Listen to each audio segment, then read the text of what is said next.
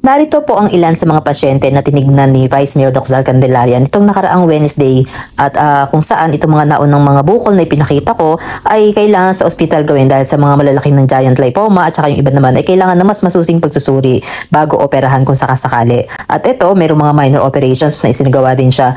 Bale, nasa 56 pasyente din ang natignan na operahan niya at lumampas na naman sa kota na 30. Kung lagi po kayong nanonood ng mga video namin, basta po merong i-schedule si Vice Mayor Doc Zal Candelaria na kailangan gawin sa ospital, ay kagyat po niya itong ginagawa. Kung gusto rin lang ni pasyente na mabilis ang maoperahan na siya. Pero sa ngayon po, dahil sa magiging mas abala siya ngayong November, December, ay talaga naman pong sinasabi niya na January na.